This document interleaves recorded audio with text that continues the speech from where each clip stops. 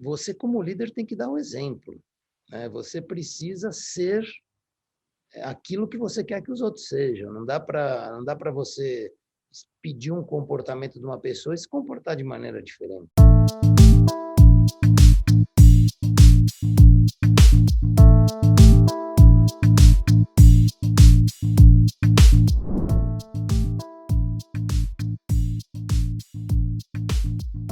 Primeiramente, eu quero agradecer a você mais uma vez, né, por participar aqui com a gente, ter aceito o nosso convite. Um prazer falar com você, José. Ah, muito prazer. Bom, então, para a gente iniciar o nosso programa, eu gostaria que você falasse um pouco como foi a sua vida, assim, falar um pouco sobre a sua família, infância, adolescência, para a gente entender um pouco, né, sobre o início da sua trajetória pessoal. Eu sou o filho do meio de um casal de italianos de todos os lados, né? Descendentes de italianos de todos os lados, com um irmão mais velho e uma irmã mais nova. Então eu costumo dizer que isso define um pouquinho a minha personalidade, porque eu sempre fui muito competitivo assim para ganhar amor quando eu era criança, né? Porque o irmão mais velho nasceu primeiro, era o primeiro, depois veio a menininha, então eu precisava fazer alguma coisa para ganhar amor. Então, mas foi uma infância de classe média alta, estudei em boas escolas, tive uma infância onde eu pude brincar, onde eu pude realmente desfrutar da infância, e vendo o esforço, né, da minha família, tanto meus avós, empreendedores, sempre trabalhando muito, cada um com seus negócios, então foi nesse ambiente, um ambiente bem saudável, um ambiente de criança mesmo, mas de uma família que corria atrás para fazer as coisas acontecerem. Então, esse é um pouquinho o meu background, um pouquinho da herança que eu trago em mim. E quando surgiu a ideia, né, a vontade de se tornar um administrador? Muito cedo na vida você tem que fazer uma escolha dessa, né? Nessa época de vestibular, eu me lembro, eu tinha era muito cedo quando eu me formei no colégio, estudei no Colégio Santo Américo, me formei com 16 anos. Eu me lembro de ter feito 17 anos na faculdade já, o meu aniversário, na primeira semana da faculdade. Assim, eu passei por muitas. Eu gosto muito da parte da natureza, então eu gosto muito de biologia. Apesar de ter feito administração e a carreira executiva, eu estudava biológicas no colégio. Na minha época tinha que escolher entre biológicas humanas. Eu acabava estudando biológicas que eu gostava muito. E assim, a gente vai titubeando para cá e para lá. Mas aí eu percebi assim a minha paixão pela área de comunicação, pela área de gestão, por fazer as coisas acontecerem. Isso tudo me chamou muita atenção, essa área de marketing, né? Aí eu fui entender o que era e aí eu decidi partir para o caminho da administração. E como foi, né, o início da sua trajetória profissional? Você se tornou um líder muito conhecido aqui no Brasil, né, por estar à frente de grandes empresas, mas a gente queria entender um pouco como foi esse início, né? Por onde começou essa trajetória de sucesso? Como acho que quase todo início, com muito esforço e muita dedicação. Eu já na faculdade eu fiz GV e já na faculdade eu fazia estágio. Comecei numa agência de propaganda primeiro, depois fui trabalhar numa empresa que tinha hotéis, uma empresa de uma família, que eles tinham vários investimentos e tinham hotéis. Eu me lembro de ter passado um dos verões dentro de um almoxarifado de um hotel no Guarujá. E meus amigos na praia, eu estava lá no almoxarifado do hotel, né? Recebendo mercadoria, fazendo controle de estoque. Então, comecei como estagiário, como quase todo mundo. E depois, já me formando, eu entrei no programa de trainee da Nutrimental. A Nutrimental estava começando o seu programa de trainee, foi o primeiro programa de trainee, e eu achei que era uma empresa onde eu ia poder viver mais as coisas do que um programa de trainee dessas grandes corporações. Então, eu fiz o programa de trainee da Nutrimental, fiquei lá por 3 anos, depois saí para empreender. Montei meu próprio negócio, eu tinha uma produtora de som, eu adorava som, música, e fazia programas de rádio. E a gente fazia programas de rádio para as empresas, sonorizamos os ônibus em São Paulo, fizemos uma experiência de colocar uma rádio dentro dos ônibus em São Paulo. Naquela época era tudo com fita cassete, então era um esforço grande. E depois, mais para frente, a gente resolveu vender a produtora e eu virei executivo. Eu fui trabalhar na Best Foods, que então se chamava Refinações de Milho Brasil. E eu entrei na marca Knorr. Foi minha primeira experiência assim como executivo para valer, depois do programa de trainee, depois de uma tentativa empreendedora que duraram 4 anos. Aí eu entrei já como gerente de produto de Knorr. E dessa experiência, né, dessa primeira oportunidade como executiva até o primeiro convite para se tornar CEO, quanto tempo levou e o que passou na sua cabeça quando você recebeu esse convite de liderar uma grande empresa? Porque você passou por grandes empresas nessa posição, né? Avon, Alpargatas, Flora, Johnson & Johnson, enfim, foram vários nomes, né, relevantes. Eu queria que você falasse um pouquinho sobre esse momento, né? Quantos anos demoraram, né, para você atingir essa cadeira, a gente chama de a maior hierarquia dentro de uma empresa? E como é que você recebeu esse convite? Foram quase 20 anos de carreira antes de receber o convite. Então, 20 anos de carreira em empresas, né? Em 96 eu entrei então na Refinações de Milho, toda a área de marketing. Lá eu descobri a área comercial, que é uma área que eu tenho muito apreço, gosto muito, sabe? Eu trabalho com bens de consumo, meu core business é bens de consumo, né? Eu acho que isso é importante na carreira das pessoas, elas terem um core, sabe? Saberem aquilo que elas querem fazer. A gente não vai ser bom em tudo, então eu acabei dedicando minha carreira para bens de consumo. Então, eu trabalhei na Refinações, depois na Johnson & Johnson, aí onde eu entrei na área de vendas já, aí lá foi o meu maior crescimento aconteceu na Johnson & Johnson, porque eu entrei como gerente nacional de vendas, depois de 1 ano eu assumi a diretoria de vendas do Brasil, mais 2 anos eu assumi a vice-presidência da área comercial para toda a América Latina e depois assumi a presidência do Brasil, da Johnson & Johnson. Então, foi uma carreira bem rápida na Johnson, rápida, assim, hoje as pessoas têm pouca paciência, mas para minha cabeça foi uma carreira rápida. Eu praticamente fiquei 7 anos na Johnson para assumir esse convite. Esse convite ele aconteceu, as coisas, a gente precisa ter um pouco de sorte na vida também, né? Aconteceu que a Johnson mundialmente comprou a divisão de consumo da Pfizer. Então, comprou Listerine, comprou algumas marcas da divisão consumo da Pfizer. E nesse processo de integração, eu fui destacado para coordenar toda a área comercial dessa integração. E no final desse processo, basicamente, a companhia Johnson & Johnson do Brasil, o presidente seria o então gerente-geral da Pfizer. Mas aí, na hora H, no final, decidiram que não podia ser ninguém da Pfizer, tinha que ser alguém da Johnson & Johnson, e aí eu era a pessoa que estava disponível. Outras pessoas que tinham capacidade também de assumir, que estavam no momento de carreira parecido, já tinham sido escalados para outras posições, importantes posições. Então, acabei sendo convidado. Então, é um pouquinho de estar no lugar certo, na hora certa. Mas eu sempre costumo falar para quem me pergunta o que faz você ser promovido, né? E eu sempre falo, não se preocupe com a próxima posição. Faça um excelente trabalho naquilo que você está fazendo hoje. Seja o melhor naquilo que você é hoje. Busque a excelência, tente se superar sempre naquilo que você faz hoje. É só isso que vai te garantir o próximo passo, não tem outra coisa. Aproveitando, né, a fala que você nos deu agora sobre a importância de estar sempre se reciclando, de estar sempre aprendendo.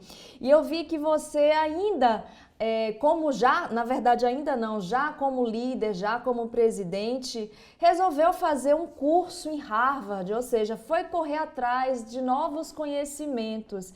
Eu queria completar a sua fala perguntando que tipo de importância, que relevância você acha que tem aquele líder que sempre está em busca, né, de novos conhecimentos, que não para, né, que atingiu, sabe que está no topo, né, ali da empresa, que está liderando milhares de pessoas, mas mesmo assim tem a humildade de sempre procurar novos conhecimentos, novos saberes? Eu não sei, talvez venha da herança da minha mãe, que sempre foi acadêmica, mas eu nunca consegui parar de estudar, sabe? E eu acho que a nossa vida é um eterno aprendizado, né? Enfim, eu trago uma lição muito grande que eu aprendi uma vez de um grande mestre de artes marciais, que ele me explicou que depois que você atinge o grau máximo da sabedoria, você ganha a faixa branca de novo, né? Para mostrar para você que você tem que estar sempre aprendendo. Então, eu nunca parei de estudar, então eu fiz graduação, depois eu fiz educação continuada, depois eu fiz mestrado, defendi dissertação, cheguei a dar aula por 2 anos, nem está incluído muito no meu currículo. Depois eu fiz um MBA de varejo, participo de um grupo da Fundação Dom Cabral, do CEO's Legacy, que é o legado do CEO, e mais recentemente resolvi me reciclar e ir para Harvard fazer o OPM, que é um curso bem sênior, onde você compartilha com donos e presidentes, estudos de caso. Então, eu acho que a gente tem que estar sempre aprendendo. Eu nunca paro de ler, estou sempre lendo, sempre tem um livro do lado. Então, eu acho que isso é da vida, né? A vida é um eterno aprendizado, né? O que seria da vida se a gente achar que a gente sabe alguma coisa ou que a gente já aprendeu tudo? Então, por mais experiências que a gente traga, por mais intuição que a gente tenha, pelas experiências que a gente viveu, sempre tem coisas novas, né? E o mundo muda tão rápido, né? E hoje em dia está mudando de maneira tão veloz que se a gente não se atualizar e não tiver up to date, aí a gente fica para trás, né? Então não dá para ficar para trás e assim, conhecimento acho que é o maior ativo que um profissional pode ter. Bom, eu gostaria de saber quais são os principais pilares, né, da sua liderança. Por que eu estou te perguntando isso? Você é conhecido nacionalmente por sempre estar à frente de grandes movimentos internos nas empresas. Por exemplo, na Avon, em 1 ano, você conseguiu dobrar o faturamento da empresa, conseguiu aumentar o engajamento do público interno. E a gente sabe que são ações que não são comuns da gente encontrar por aí. Então, eu queria saber um pouco sobre o perfil da sua liderança. Quais são os pilares, né? Em que é que você acredita? Como é que você organiza todas as ações que você objetiva, né, dentro de um planejamento, enfim? Desde a Refinações de Milho Brasil, depois passando pela Johnson Johnson, que é uma empresa de excelência, a Natura, que é outra companhia fantástica de conceito, né, de verdade.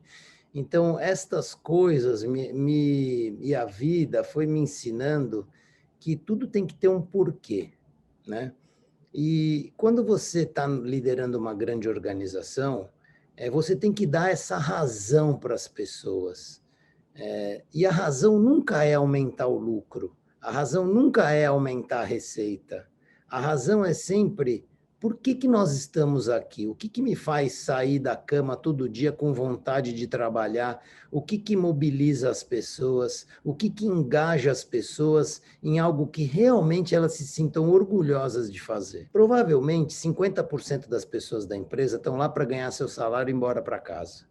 Mas se você conseguir conquistar 20% das pessoas da empresa e essas pessoas vibrarem com você, vibrarem junto, como um time, numa mesma direção, por um propósito estabelecido, por uma visão de futuro, você consegue fazer grandes transformações, né?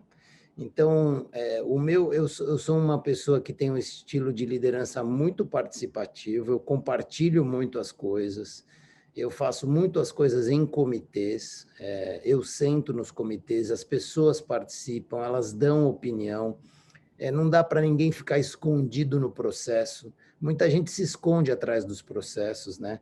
Principalmente nessas grandes organizações, a gente tem esses sobreviventes corporativos, que eu costumo dizer, são aquelas pessoas com 40 anos na companhia, quando você depois pergunta, mas o que você fez mesmo em 40 anos?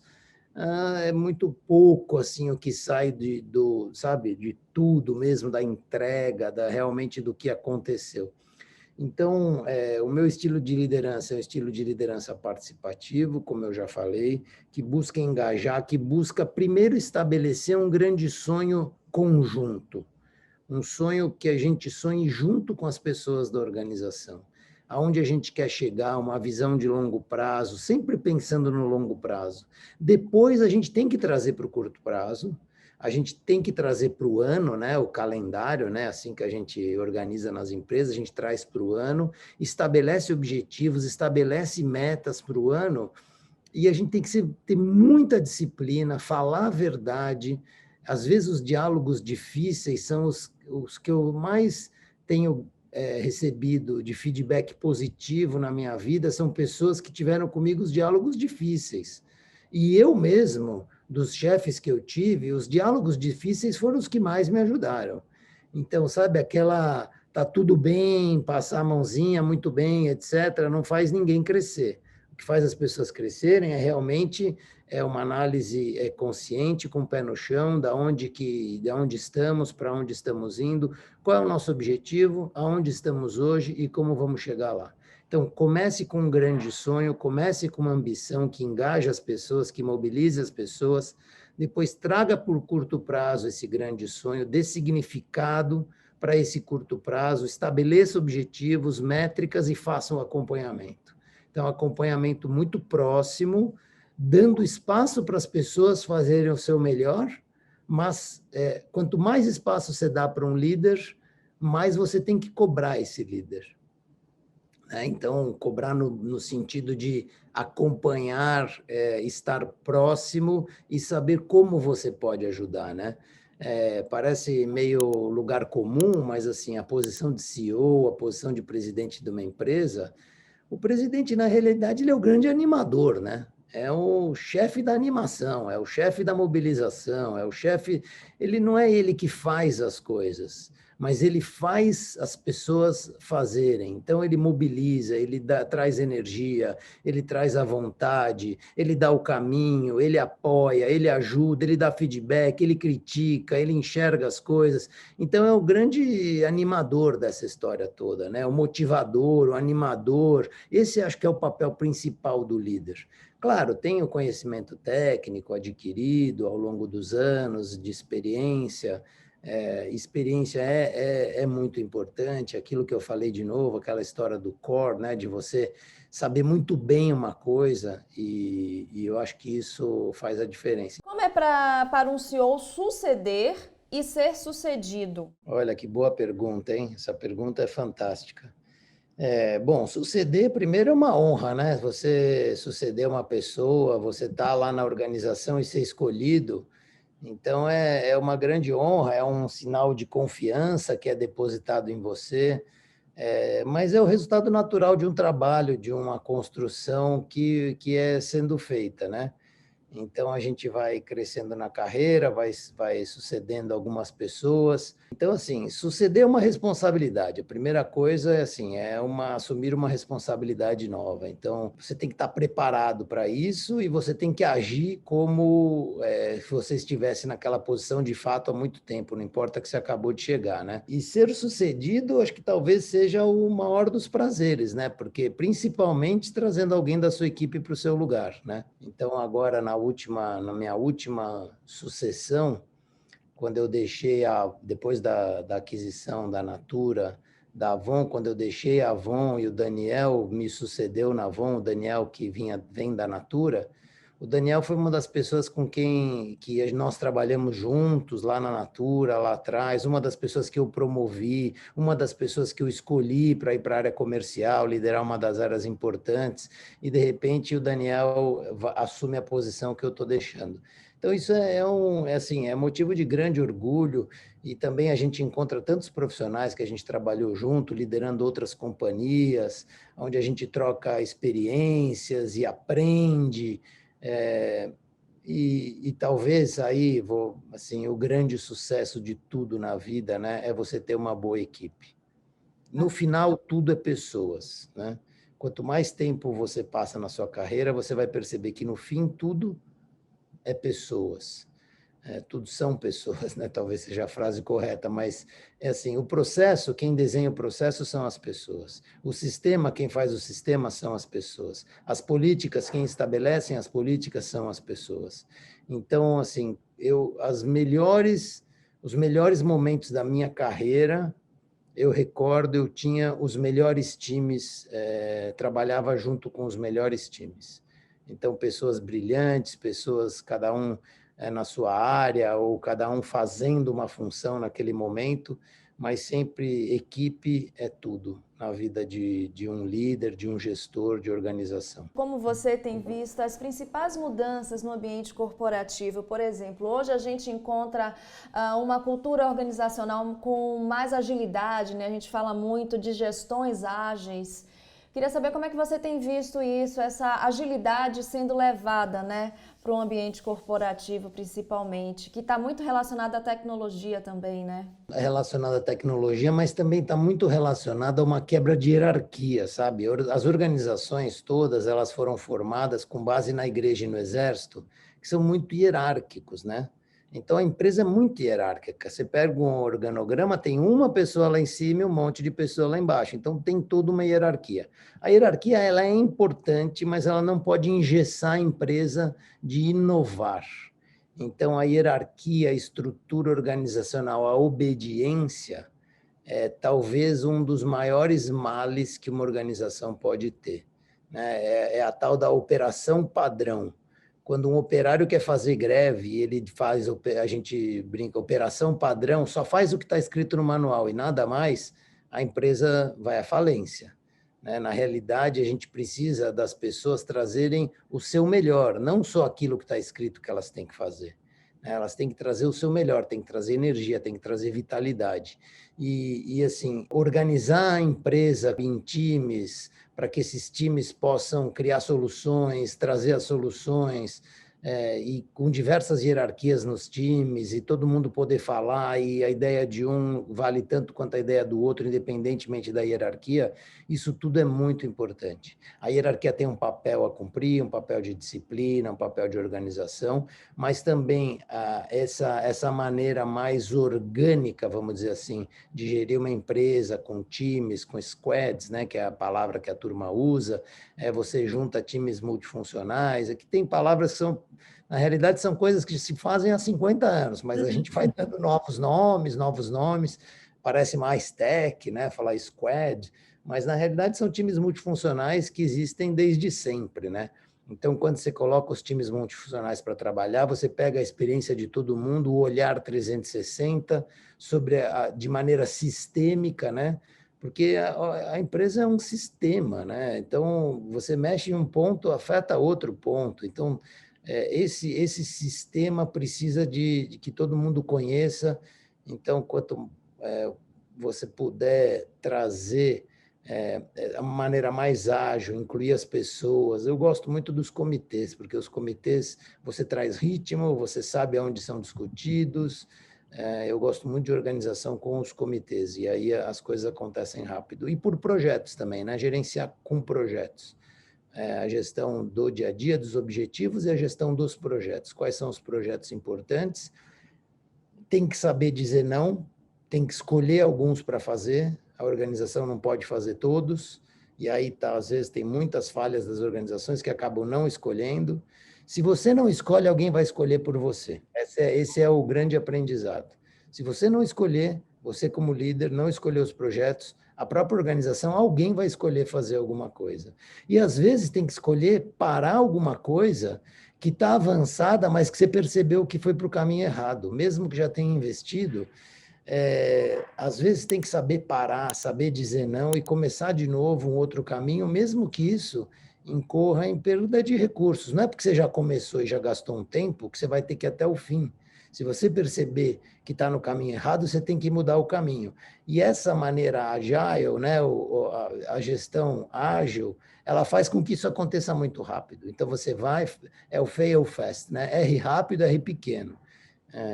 Mas você tem que também saber escolher e saber parar de fazer e dizer não para algumas coisas que você mesmo começou. Bom, já que você falou em comitê, eu quero comentar que você faz parte do comitê executivo do Instituto Acatu, que é uma ONG que trabalha para desenvolver o consumo consciente.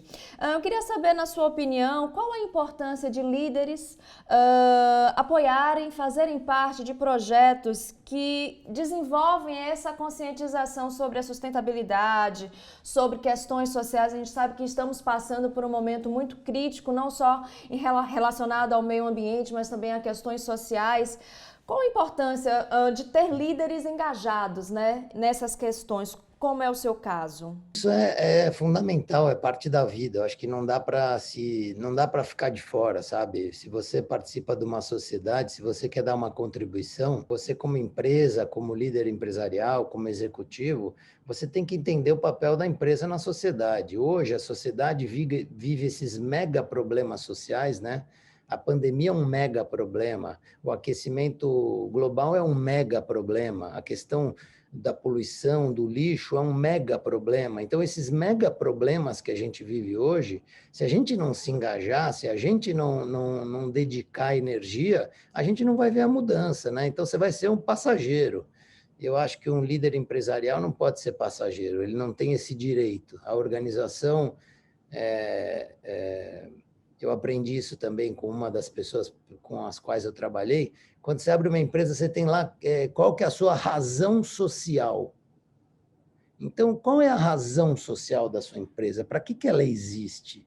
Esse conceito de que a empresa existe para trazer lucro só é muito pequeno, é muito ultrapassado. Então, toda empresa ela tem um impacto na sociedade em qual ela está inserida. As pessoas e a empresa têm um impacto, e esse impacto tem que ser muito importante. Então, assim, se engajar nas causas que a organização pela qual você trabalha, você dedica seu tempo, que é o seu maior bem, a sua energia, coloca seu nome, você ganha até o sobrenome, né? É o Zé Vicente dá não sei o quê, né? Então a gente sempre ganha esse sobrenome da empresa.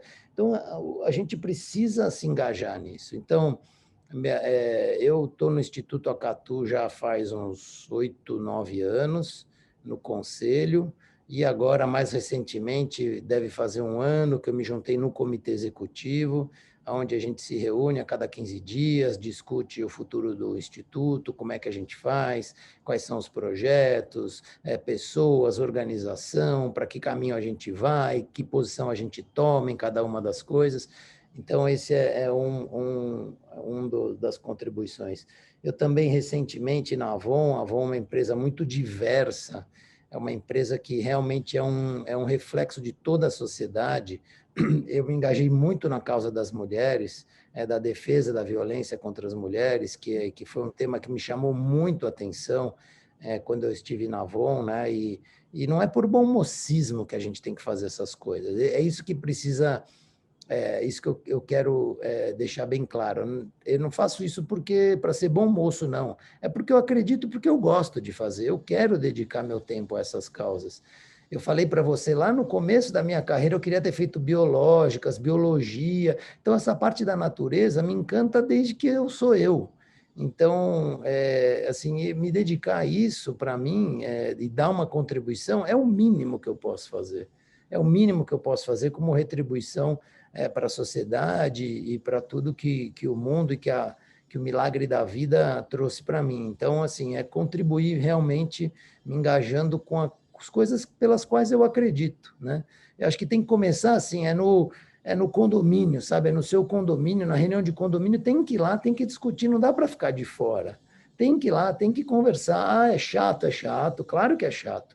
Gasta tempo, é mais gostoso ficar em casa, é mais gostoso ficar em casa, mas sabe, nós precisamos participar, nós precisamos tomar uma decisão. Ninguém vive sozinho. Nós somos interdependentes, um depende do outro, né? Acho que essa pandemia explicitou isso mais ainda, né? Deixou mais claro isso. Então, assim, dar a sua contribuição é o mínimo que a gente pode fazer. Bom, antes da gente partir para falar sobre o lado pessoal, o seu lado pessoal, conhecer mais sobre a sua rotina, sobre os seus hobbies, vamos encerrar essa parte da trajetória profissional falando sobre os principais desafios que você encontrou. Se você quiser escolher um que tenha sido realmente aquele desafio, mas que você conseguiu tirar de letra, para a gente entender um pouco sobre quais são as dificuldades, né, que um presidente de uma empresa tem no seu dia a dia. Nossa, difícil essa pergunta, né?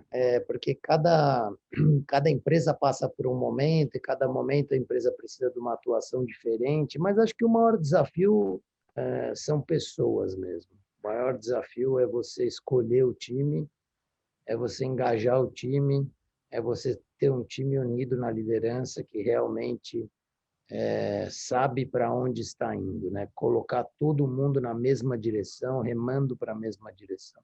Esse é sempre o maior desafio, independente se você está numa situação de turnaround, você está numa situação de crescimento, você está numa situação de aquisições, investimentos, você tem que ter um time junto, um time de liderança aí, dependendo do tamanho da empresa, aí, sabe, assim, o primeiro e o segundo nível da organização muito unidos, com pessoas muito dispostas a lutar pela companhia e pensar na empresa no longo prazo, porque a doença que a gente vive hoje é o executivo pensar no seu bônus de curto prazo. Essa é a grande doença que prejudica as empresas. Essa é uma doença sistêmica, porque o mercado financeiro cobra o resultado do quarter, cobra o crescimento do lucro, cobra. Então, essa doença sistêmica. Então, as pessoas acabam deixando de fazer aquilo que é o certo, né? De fazer a coisa certa, fazem certo a coisa, não fazem a coisa certa. Então, tem que pensar na empresa no longo prazo, tem que pensar no impacto da sociedade, tem que pensar nas pessoas que trabalham com você, né, no bem-estar das pessoas. Então, assim, as pessoas têm que vir trabalhar felizes. Então, lá na Avon, quando eu cheguei, era terno e gravata. Eu saí de lá um ano e meio depois, podia ir de shorts e chinelo. E as pessoas estavam mais felizes, e a empresa dobrou a sua lucratividade. Então, você precisa viver o seu tempo. Então, o maior desafio de um líder é formar um time de liderança engajado, que consiga vibrar e que consiga ter a mesma emoção e que um possa apoiar o outro. Ninguém solta a mão de ninguém, que nem a gente costumava dizer lá na Avon. Ninguém solta a mão de ninguém.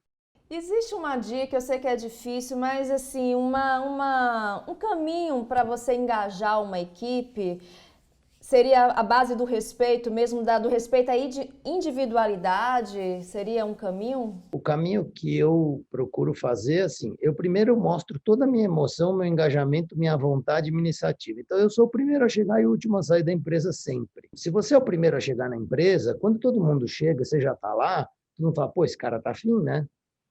Então, deixa eu ver, por que ele chega aqui tão cedo? Por que ele sai tão tarde? Por que ele se engaja? E eu não tô pregando com isso que as pessoas fiquem 20 horas no trabalho, não é isso não, mas assim, você como líder tem que dar o exemplo, né? Você precisa ser aquilo que você quer que os outros sejam. Não dá para você pedir um comportamento de uma pessoa e se comportar de maneira diferente. E tem muitos líderes que fazem isso. E aí a gente vê que esses líderes acabam não conseguindo. Mas os líderes que realmente se entregam aos seus sonhos, se dedicam, a gente vê aí os grandes líderes, os grandes empresários mundiais, são pessoas que sempre se dedicaram aos seus sonhos, estão sempre lá, são os primeiros a chegar, no modo de sim, são os que mais trabalham, são os que mais se entregam, assim, ainda tem tempo para participar do conselho de um hospital, participar, sabe, de uma coisa social, de sustentabilidade, de uma causa contra a violência. Você tem que ter tempo para se engajar nessas coisas, você tem que estar aberto ao mundo externo,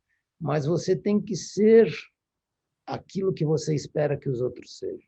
Então, esse é se for uma dica, é essa, assim, seja aquilo que você espera que os outros sejam, né? Senão não vai dar certo. Bacana. E como é que tem sido a sua rotina agora, José Vicente? Você está liderando uma empresa sua de consultoria, não é isso? Eu estou reaprendendo o meu dia a dia, né? Eu estou basicamente me dedicando a conselho de administração e a projetos de consultoria, principalmente como senior advisor aí para consultorias, para projetos de private equity.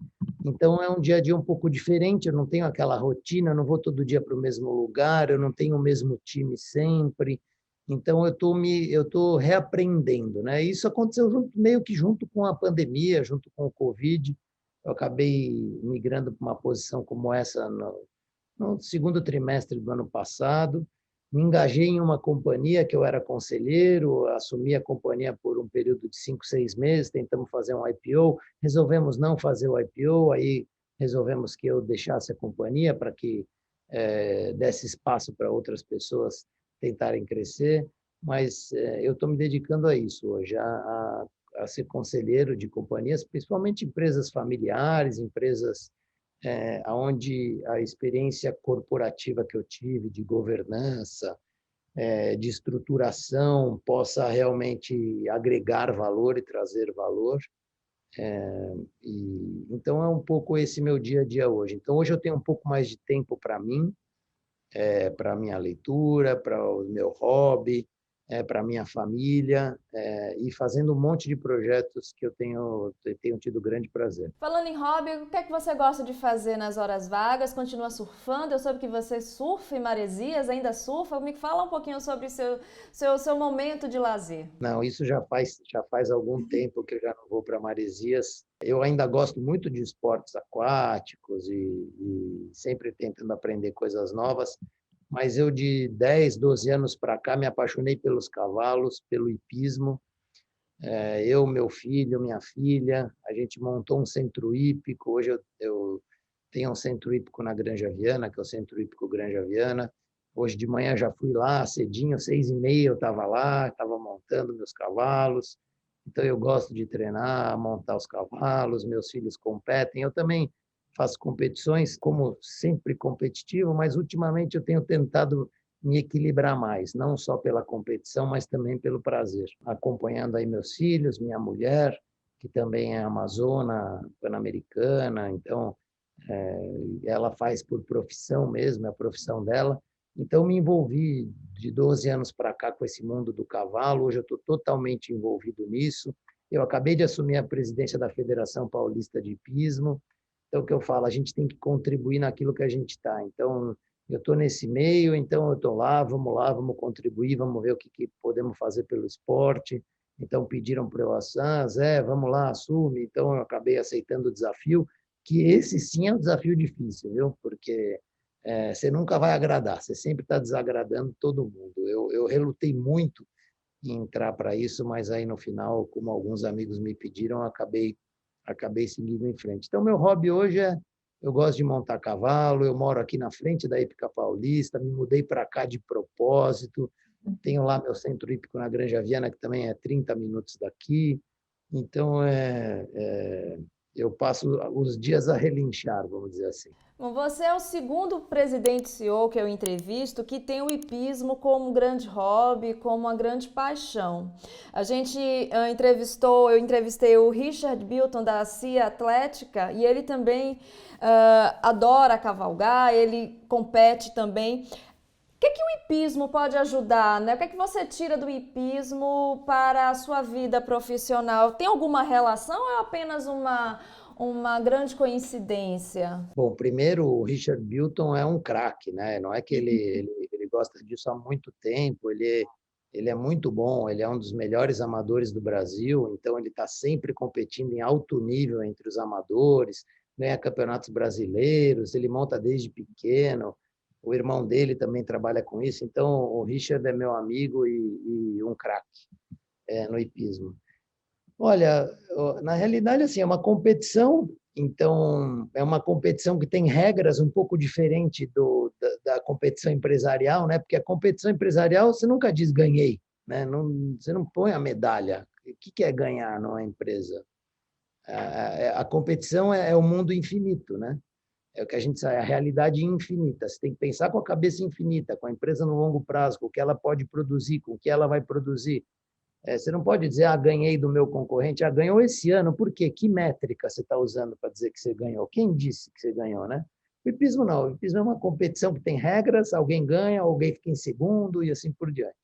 Então tem um lado competitivo, que eu acho que é muito importante, tem um lado de respeito ao animal, né? Você está fazendo alguma coisa com o outro, não é só você depende do animal, o animal tem dia que nem a gente, tem um dia que a gente está mais bem disposto, um dia que a gente está menos bem disposto, um dia que quem faz esporte sabe, um dia você está melhor, outro dia você está pior.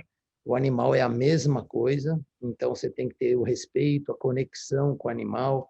Tem todo uma série de pessoas que estão em volta, tem o treinador, tem o tratador, tem o organizador do concurso, tem quem desenha o percurso, enfim, você lida com todas as pessoas, né, de todos os níveis, desde o CEO até a pessoa que fica lá dentro da pista, arrumando a pista, e todo mundo é importante, todo mundo tem seu papel.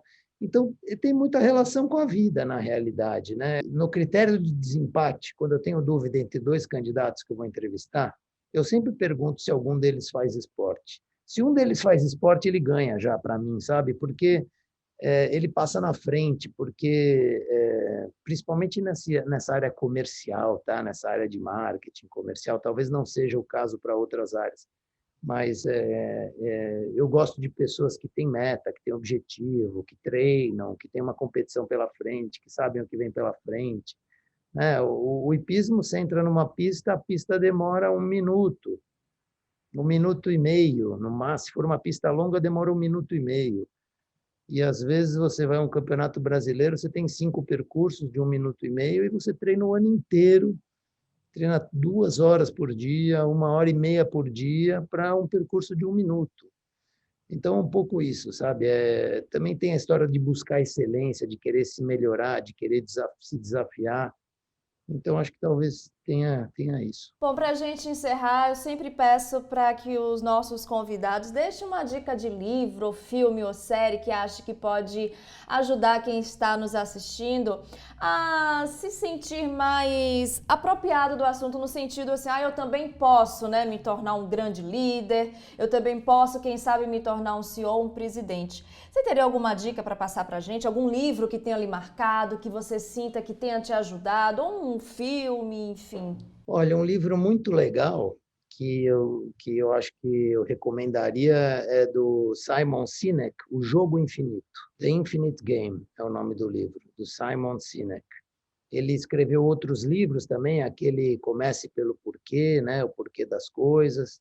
E esse livro, O Jogo Infinito, coloca a pessoa numa realidade de que cabeça que ela tem. Ela tem uma cabeça de aprendizado. Outro talvez seria da Carol Dweck, né? A Carol Dweck fala muito sobre o aprendizado, a cabeça do aprendizado contínuo, uma cabeça fixa, né? Então, o Jogo Infinito ele fala disso também, de que você tem que estar preparado, porque a vida é um jogo infinito. Ela não tem regra, tem algumas regras. Você não sabe o que vai acontecer, qual é o jogo que vai jogar. Você está numa empresa, você não sabe o que seu concorrente vai fazer, você tem que estar preparado para tudo.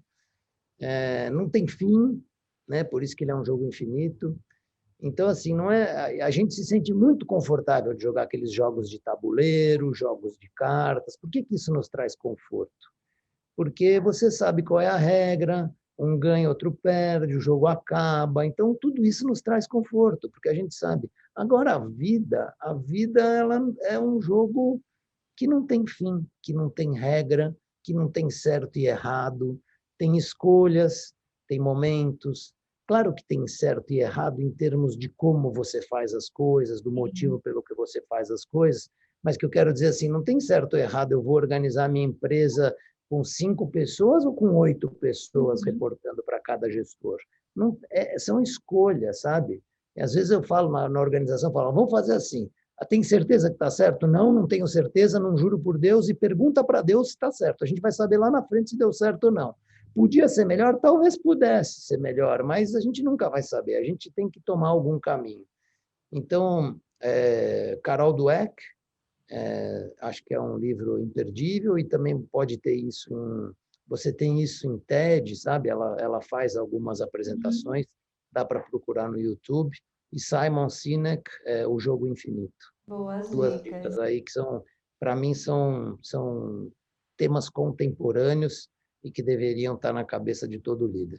Bom, maravilhosas dicas, José Vicente. Eu quero muito agradecer você. Então, com essas boas, excelentes dicas, ficam aí para você pesquisar, para você procurar. E aqui fica mais uma vez meu agradecimento, né, por você estar aqui com a gente participando desse novo programa aqui do nosso canal. Muito obrigado pelo convite, o prazer foi todo meu. Bom, muito obrigada a você também que ficou conosco em mais uma edição aqui do ADM.co. Espero que você tenha gostado, já deixe seu like, se você ainda não é inscrito aqui no canal, se inscreva e não esqueça de ativar as notificações. Até a próxima!